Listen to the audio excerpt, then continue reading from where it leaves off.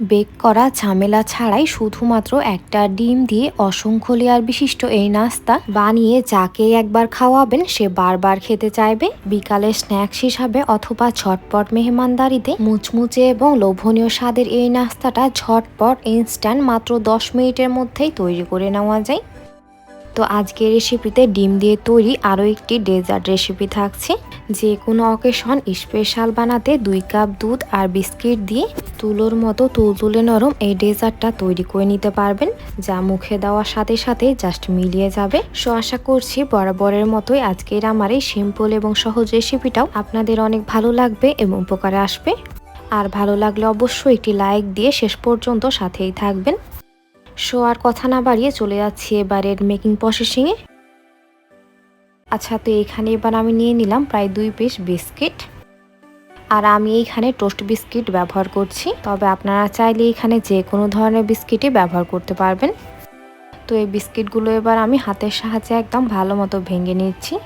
আর এই বিস্কিটগুলো অনেক দিন ধরেই বাসায় পড়েছিল, এজন্য অনেকটাই নরম হয়ে গেছে। তবে সমস্যা নেই, এইখানে যে কোনো ধরনের বিস্কিট ব্যবহার করা যাবে।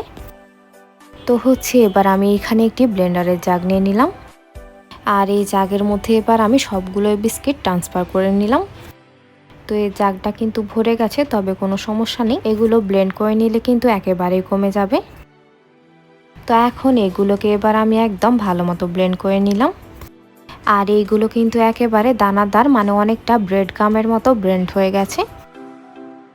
তো এখন এটাকে এবার আমি একটা সাইডে রেখে দিলাম।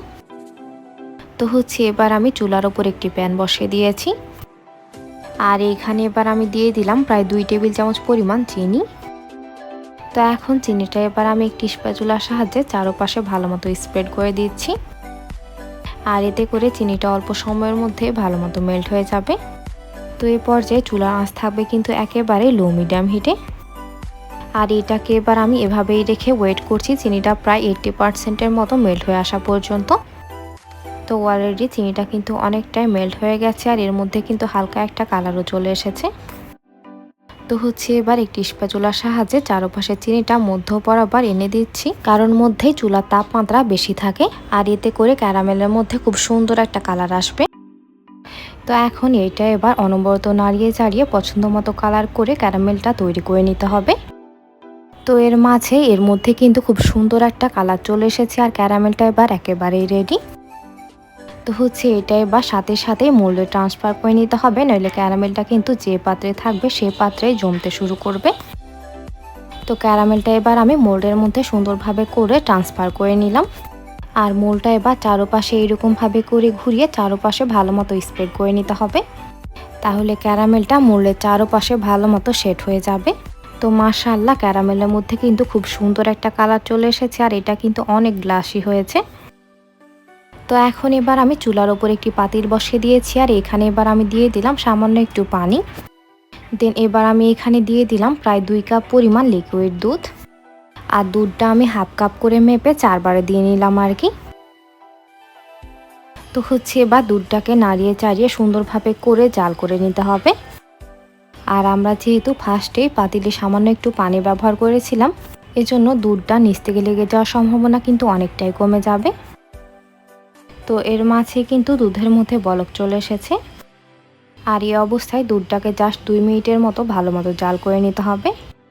আর আমি যেহেতু এইখানে প্যাকেটের দুধ ব্যবহার করেছি, আর এর দুধটা কিন্তু এমনিতেই অনেক গাঢ় হয়, তাই এই দুধটা খুব একটা বেশি সময় নিয়ে জাল করে ঘন বানিয়ে নেওয়ার কোনো প্রয়োজন নেই। তবে আপনারা পাতলা দুধ ব্যবহার করলে এইখানে 3 কাপ দুধ 2 কাপ করে নিলে ভালো একটা রেজাল্ট পাবেন। তো এইটাকে এবার আমি সুন্দরভাবে করে জাল করে নিয়েছি, আর এর মাঝে দুধটা কিন্তু অনেকটাই ঘন হয়ে গেছে। তো এবার চুলাটা বন্ধ করে এইটা এবার হালকা ঠান্ডা হয়ে আসা পর্যন্ত এটাকে এভাবেই রেখে দিচ্ছি। তবে দুধটা কিন্তু একেবারেই ঠান্ডা করে ফেললে হবে না, দুধটা জাস্ট হালকা কুসুম গরম থাকতে হবে। তো এবার আমি এখানে একটি মিক্সিং বোল নিয়ে নিলাম। আর এর মধ্যে এবার আমি দিয়ে দিলাম রুমের স্বাভাবিক তাপমাত্রায় থাকা 2টা ডিম। আর এখানে কিন্তু অবশ্যই রুম টেম্পারেচারে থাকা ডিমটাই ব্যবহার করতে হবে। এখন একটি হ্যান্ডসের সাহায্যে ডিমটা এবার আমি প্রায় 5 সেকেন্ডের মতো ভালো মতো ফেটিয়ে নিলাম। আর এতে করে ডিমটা ভালো মতো ফেটিয়ে নেওয়া হয়ে যাবে, আর এর মধ্যে কোনো লাম্পস থাকবে না।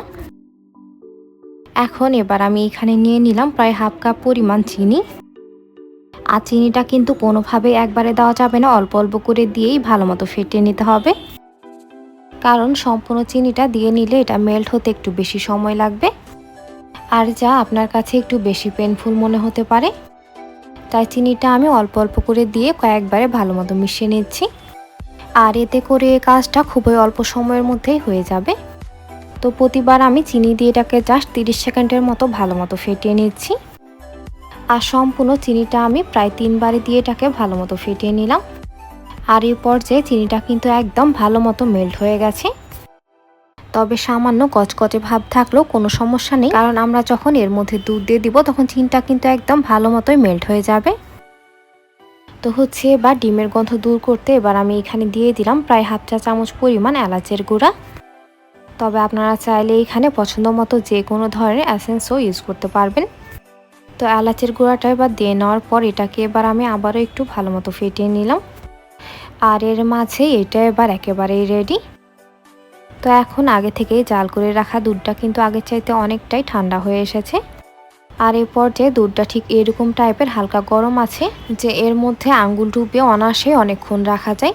আর দুধটা ঠিক এরকম টাইপের গরম থাকতে হবে, আর এর চাইতে বেশি গরম থাকলে ডিমটা কিন্তু জমে যাওয়ার সম্ভাবনা রয়েছে। তো এখন দুধটা এবার আমি ডিম এবং চিনি সম্পূর্ণ মিশ্রণের মধ্যে সম্পূর্ণটাই ঢেলে দিলাম। দেন এইগুলো এবার আমি হ্যান্ডের সাহায্যে আবারও প্রায় 1 মিনিটের মতো ভালো মতো ফেটিয়ে নিলাম, আর এর মাঝে এটা এবার একেবারেই রেডি। তো এবার আমি এখানে পুডিং মোল্ডটা নিয়ে নিলাম, আর এর উপরে একটি স্ট্রেনার বসিয়ে দিলাম। তো এখন দুধ এবং চিনির মিশ্রণটা এবার সুন্দরভাবে করে ছেঁকে নিতে হবে, তাহলে এই ডেজার্টটা অনেক বেশি সফট এবং ক্রিমি হবে। আর ছেঁকে নয় বাড়তি অংশগুলো অবশ্যই ফেলে দিতে হবে। তো এবার আমি আমাদের আগে থেকেই ব্লেন্ড করে রাখা বিস্কিটের গুঁড়াগুলো নিয়ে নিলাম, আর এইখানে এবার প্রায় 4 চা চামচ বিস্কিটের গুঁড়া দিয়ে দিলাম, আর এইগুলো এবার দিয়ে নেওয়ার পর অবশ্যই স্পুনের সাহায্যে ভালো মতো মিশিয়ে নিতে হবে। তো এখন এটা এবার কুক করে নেওয়ার জন্য এটাকে এবার আমি চুলায় নিয়ে চলে যাচ্ছি, আর পাতিলের উপরে এবার আমি একটি সুতি কাপড় বসিয়ে দিলাম, আর এতে করে পাত্রটা নড়াচড়া করার সুযোগ পাবে না। তো এবার আমি পুডিং মোল্ডের ঢাকনাটা লাগিয়ে দিলাম, আর আপনাদের কাছে ঢাকনা অ্যাভেলেবল না থাকলে এটা ফয়েল পেপার দিয়েও ঢেকে নিতে পারবেন। তো এবার মোল্ডটা প্রায় অর্ধেক বরাবর পানি এর মধ্যে এবার আমি দিয়ে দিলাম, আর এবার এর ঢাকনাটা লাগিয়ে ঢাকনায় থাকা ছিদ্রটা একটি কাগজের সাহায্যে বন্ধ করে দিলাম।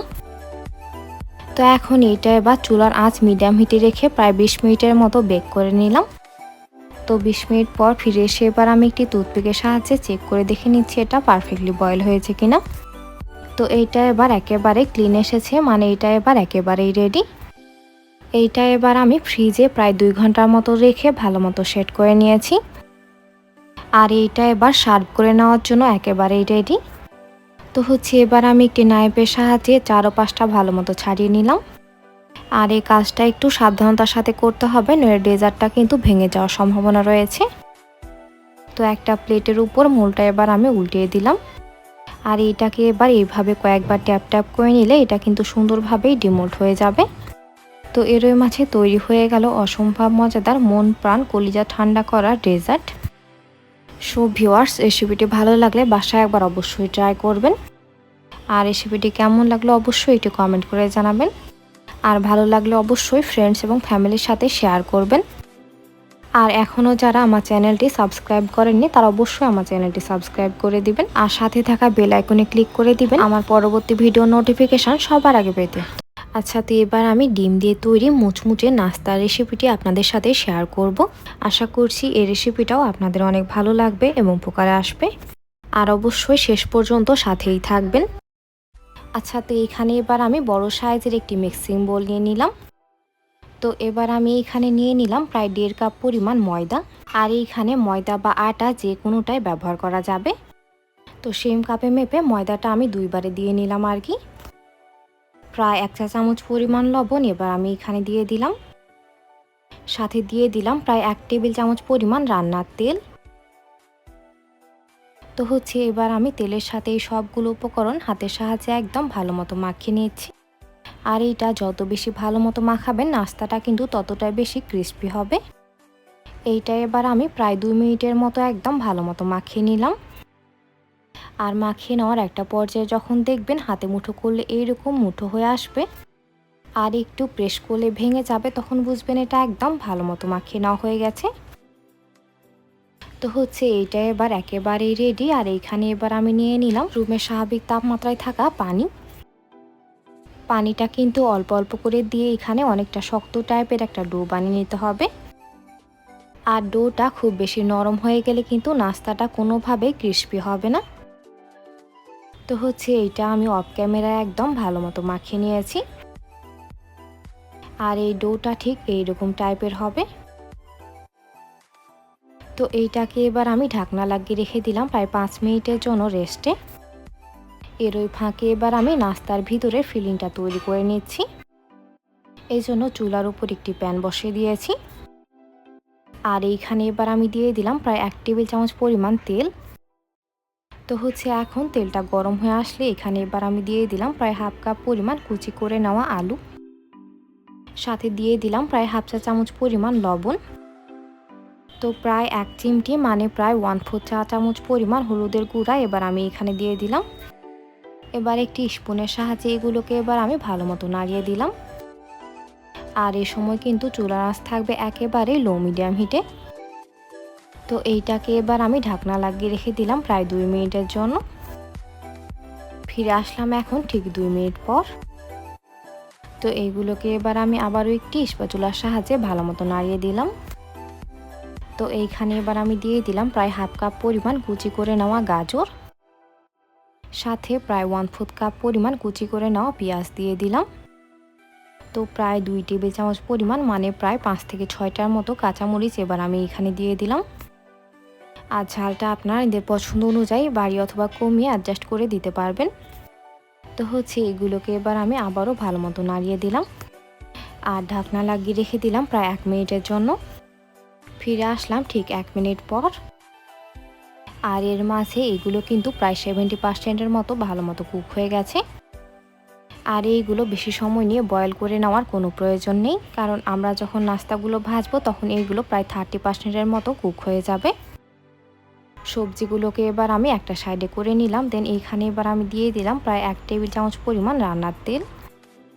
দেন এইখানে এবার আমি একটি ডিম ভেঙে দিলাম। সামান্য পরিমাণ লবণ উপর থেকে এবার আমি ছিটিয়ে দিলাম। তো ডিমটাকে এবার আমি উল্টিয়ে পাল্টিয়ে একদম সুন্দরভাবে করে ভেজে নিয়েছি। আর এটা আমার অলমোস্ট ভালো মতো ভেজে নেওয়া হয়ে গেছে। তো সবজিগুলোর সাথে এবার আমি ডিমটা একদম ভালো মতো মিশিয়ে নিলাম। আর এর মাঝে মাশাআল্লাহ নাস্তার ফিলিংটা তৈরি হয়ে গেল। এবার চুলাটা বন্ধ করে এটাকে ঢাকনা লাগিয়ে একটা সাইডে রেখে দিলাম। তো এখন এবার আমি এখানে একটি বোল নিয়ে নিলাম। আর এর মধ্যে এবার আমি দিয়ে দিলাম প্রায় 2 টেবিল চামচ পরিমাণ সাদা তেল। সাথে প্রায় 2 টেবিল চামচ পরিমাণ কর্নফ্লাওয়ার এবার আমি এখানে দিয়ে দিলাম। আচ্ছা, এইখানে কিন্তু কর্নফ্লাওয়ারের পরিবর্তে ময়দাও ব্যবহার করতে পারবেন। এইগুলোকে এবার আমি একটি স্পুনের সাহায্যে ভালো মতো মিশিয়ে নিচ্ছি। এই ব্যাটারটা হেল্প করবে নাস্তার ভিতর লেয়ার তৈরি করতে। তো এটা এবার আমার একদম ভালো মতো মিশিয়ে নেওয়া হয়ে গেছে। আর এইটাকে এবার আমি একটা সাইডে রেখে দিলাম। এবার আমি ফিরে আসলাম ঠিক 5 মিনিট পর। আর এর মাঝে এই ডোটা কিন্তু আগের চাইতে অনেক বেশি সফট হয়ে গেছে। তো এটাকে এবার আমি আবারও একটু মানে প্রায় 1 মিনিটের মতো ভালো মতো মাখিয়ে নিলাম। এইটা থেকে এবার আমি এরকমভাবে ছোট ছোট করে লেচি কেটে নিচ্ছি। আর এইটাকে আমি প্রায় 5টা ভাগে ভাগ করে নিলাম। তবে আপনারা চাইলে এর থেকে কম অথবা বেশি করেও লেচি কেটে নিতে পারবেন। তো এইগুলোকে এবার আমি 2 হাতের সাহায্যে ঘুরিয়ে রুটি বানানোর এরকমভাবে করে বল বানিয়ে নিলাম। তো এখান থেকে এবার আমি একটি লেচি নিয়ে নিলাম আর বাকিগুলোকে ঢাকনা লাগিয়ে রেখে দিলাম। এতে করে বাকিগুলো অনেক সফট থাকবে। তো এটাকে এবার আমি বেলে নেওয়ার জন্য হাত দিয়ে প্রেস করে সামান্য একটু চ্যাপটা করে নিলাম। দেন এবার আমি এখানে দিয়ে দিলাম সামান্য একটু কর্নফ্লাওয়ার। তবে ময়দা দিয়েও এটা বেলে নেওয়া যাবে। তো রুটিটা এবার অনেকটা পাতলা টাইপের করে ভালো মতো বেলে নিতে হবে। আর এর মাঝে রুটিটা আমি একদম পাতলাভাবে করে বেলে নিয়েছি। এবার আগে থেকে তৈরি করে রাখা তেল এবং কর্নফ্লাওয়ারের মিশ্রণটা প্রায় 1 চা চামচ পরিমাণ রুটির ওপর দিয়ে নিলাম। আর এইগুলোকে রুটিটা চারপাশে সুন্দরভাবে করে স্প্রেড করে দিলাম। এখন এইটাকে এবার আমি একটা সাইড থেকে এরকমভাবে করে ভাজতে নিলাম। আর ভাজির উপর ব্যাটারটা এবার আমি আবারও সামান্য একটু দিয়ে নিলাম। দেন এইটাকে এবার আবারও আরেকটা সাইড থেকে সুন্দরভাবে করে ভাজতে নিলাম। মানে আমরা ঠিক পরোটা বানানোর জন্য যেরকমভাবে করে ভাজতে নিই, এটাকেও ঠিক সেই রকমভাবে করে ভাজতে নিতে হবে। জাস্ট প্রতিটা লেয়ারে কর্নফ্লাওয়ারের মিশ্রণটা দিয়ে নিতে হবে। তো সেমভাবে করে আমি আগেই সবগুলো লেচি সুন্দরভাবে করে ভাজতে নিয়েছি। তো ভাজ দেওয়া লেচিগুলো এবার আমি নিয়ে নিলাম একটি বেলে নেওয়ার জন্য। আর এখানে আবারও সেমভাবে করে সামান্য একটু কর্নফ্লাওয়ার দিয়ে নিলাম। তো রুটিটাকে এবার আমি অনেকটা পাতলা এবং লম্বা টাইপের করে সুন্দরভাবে করে বেলে নিচ্ছি। সো ভিউয়ার্স, আপনারা যারা এতক্ষণ পর্যন্ত আমার ভিডিওটি দেখছেন অথচ আমার চ্যানেলটি সাবস্ক্রাইব করেননি, তারা অবশ্যই আমার চ্যানেলটি সাবস্ক্রাইব করে দিবেন এবং পাশে থাকা বেল আইকনে ক্লিক করে দিবেন আমার পরবর্তী ভিডিও নোটিফিকেশন সবার আগে পেতে। আর অলরেডি যারা সাবস্ক্রাইব করে ফেলেছেন তাদের জানাচ্ছি অসংখ্য ধন্যবাদ। তো রুটিটা এবার বেলে নেওয়ার পর এবার আমি একটি কাটারের সাহায্যে চারপাশটা সুন্দরভাবে করে কেটে নিলাম। তবে আপনারা চাইলে এই কাজটা নাইফের সাহায্যেও করে নিতে পারবেন। তো রুটিটাকে এবার আমি মধ্য বরাবর কেটে অর্ধেক করে নিলাম। আর এইটা অর্ধেক করে নেওয়ার পর এটাকে অনেকটা প্লাস চিহ্নর মতো করে সেট করে নিলাম, মানে একটির ওপর আরেকটি বসিয়ে দিয়েছি। তো মধ্যে এবার ফিলিংটা দিয়ে নেওয়ার পর এটাকে এবার আমি হাতের সাহায্যে ভালো মতো সেট করে নিলাম। আর এর চারপাশে হাতের সাহায্যে সামান্য করে একটু পানি লাগিয়ে দিলাম। তো এবার নিচের অংশ থেকে একটি লেয়ার উঠিয়ে ফিলিংটা সুন্দরভাবে করে ঢেকে দিলাম। আর এইটা এবার চেপে চেপে ভালো মতো সেট করে নিতে হবে। তো এবার উপরের একটি লেয়ার আবারও বসিয়ে দিলাম। আর এইটা চাপ দিয়ে ভালো মতো সেট করে নিচ্ছি যেন এটা পরবর্তীতে খুলে না যায়। আর এর উপরে আবারও চারপাশে সামান্য একটু পানি লাগিয়ে দিয়েছি। নিচের লেয়ার থেকে এবার আমি আরও একটি লেয়ার সুন্দরভাবে করে সেট করে নিলাম। তো আবারও চারপাশে পানি লাগিয়ে নিলাম আর উপরের লেয়ারটা দিয়ে সুন্দরভাবে করে সেট করে নিলাম। আর এর মাঝে একটি নাস্তা তৈরি হয়ে গেল। তো সেমভাবে করে আমি সবগুলো নাস্তা তৈরি করে নিয়েছি। আর এইগুলো বানিয়ে নেওয়ার পর অবশ্যই সাথে সাথেই ফ্রাই করে নিতে হবে। চুলায় একটি প্যানে তেল আমি একদম লো মিডিয়াম হিটে ভালো মতো গরম করে নিয়েছি। দেন এবার আমি একে একে নাস্তাগুলো এর মধ্যে দিয়ে দিলাম। তো চুলার আঁচ একেবারে লো মিডিয়াম হিটে রেখে নাস্তাগুলোকে উল্টিয়ে পাল্টিয়ে সুন্দরভাবে করে ভেজে নিতে হবে। আর এইগুলো কিন্তু অবশ্যই একটু সময় নিয়ে ভালো মতো ভেজে নিতে হবে, তাহলে নাস্তাগুলো অনেক বেশি ক্রিস্পি হবে।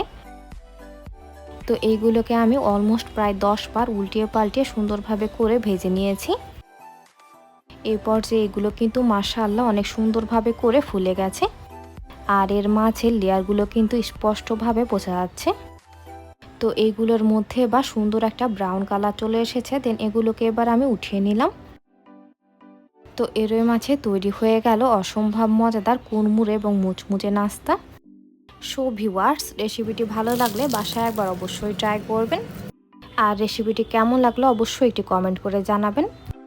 ভালো লাগলে অবশ্যই ফ্রেন্ডস এবং ফ্যামিলির সাথে শেয়ার করবেন।